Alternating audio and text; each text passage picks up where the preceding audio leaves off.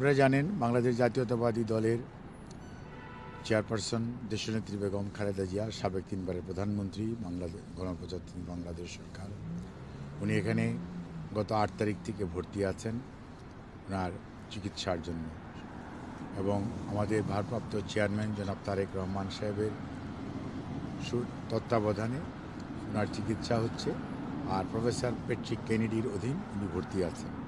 ওনার অধীনে থেকে একটি মেডিকেল বোর্ড, যেটি এই ইউকের বিভিন্ন বিষয়ের মেডিকেল বিশেষজ্ঞ চিকিৎসক এবং জন হপকিন্স এবং নিউ ইয়র্ক বাংলাদেশ সহ তার চিকিৎসকরা মেডিকেল বোর্ডে অংশগ্রহণ করেছে।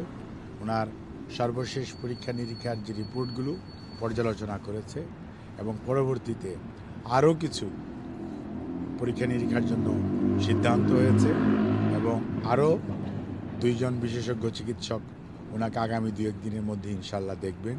পরবর্তীতে ওনার চিকিৎসার ব্যাপারে আমাদের যে পদ্ধতি, অর্থাৎ উনি তো এখন ঔষধ দিয়ে চিকিৎসা চলছে লিভারের জন্য, কিডনির জন্য, হার্টের জন্য, ডায়াবেটিস, প্রেশার, রিউমাটয়েড আর্থ্রাইটিস প্রত্যেকটির জন্য। এর বাইরেও আরও যদি কোনো চিকিৎসা করা যায়, সেজন্যই আমরা জন হপকিন্সের মেডিকেল টিমের সদস্যরাও এখানে অংশগ্রহণ করেছিল, যাতে আমরা এটাকে একটা আপনার এক ছাদের নিচে চিকিৎসা, যেটা বলে ওয়ান আমব্রেলা নিচে ওয়ান স্টপ সার্ভিসের মতো, সেটা করার ব্যাপারে ওনারা উদ্যোগ গ্রহণ করেছেন।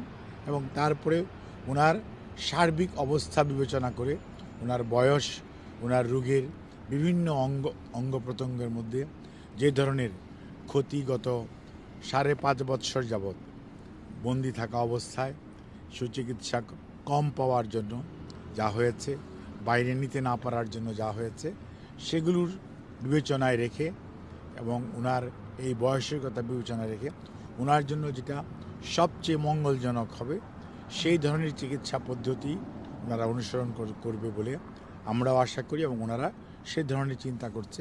সেটা হয়তো আগামী 2-3 দিন পরে, যখন আবার মেডিকেল বোর্ডের আরও কিছু এক্সটেন্ডেড মেম্বার আছেন, ওনারাও এই দেশের এবং দেশের বাইরের, ওনারাও আবার সেটার মধ্যে ওনাদের মতামত দিবেন। পরবর্তীতে সে অনুযায়ী ইনশাল্লাহ ওনার চিকিৎসা চলবে। তো ওনার সুচিকিৎসার জন্য আমরা দেশবাসীর কাছে আপনাদের মাধ্যমে দোয়া চাই ওনার সুস্থতার জন্য।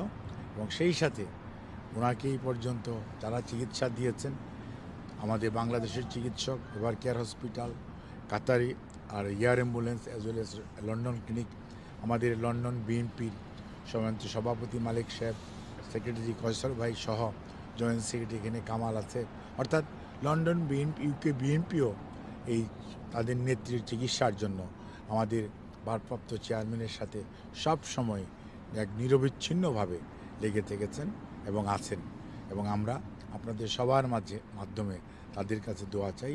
আর পরিবারের সদস্যরা সার্বক্ষণিকভাবে ওনার যে নিকট আত্মীয়, বিশেষ করে ওনার 2 পুত্রবধূ এবং 3 নাতনি, ওনারা সবসময়ই এবং দেশের বাইরেও যারা আছেন তারা সবসময় ওভার টেলিফোন ওনার চিকিৎসার ব্যাপারে সার্বক্ষণিকভাবে যোগাযোগ রাখছেন।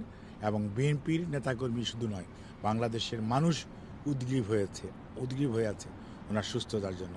আপনাদের মাধ্যমে ওনাদের কাছে আমরা সুস্থতার জন্য দোয়া কামনা করি। আমাদের ভারপ্রাপ্ত চেয়ারম্যান সাহেবও দেশবাসীর কাছে দোয়া চেয়েছেন। আমরাও পরিবারের পক্ষ থেকে এবং ওনার পক্ষ থেকে কৃতজ্ঞতা জানাই আপনাদেরকে, আর ধন্যবাদ জানাই আপনাদের কষ্ট করে এই যে ওনার খবর ছড়িয়ে দেওয়ার জন্য, মানুষকে আকাঙ্ক্ষা নিবৃত্ত করার চেষ্টা করেন সেই জন্য। আর আপনাদের মাধ্যমে দেশবাসীকে পুনরায় তাদের দোয়া করার আহ্বান জানিয়ে শেষ করছি। ধন্যবাদ। আমাদের একটু দুটো প্রশ্ন। লিভার প্রতিস্থাপনের বিষয়ে স্যার কোনো সিদ্ধান্ত হয়েছে? আপনি আমার কথাটা পুরোটা যদি শুনতেন তাহলে বুঝতেন। স্যার, আর কিছু বলবো না, প্লিজ।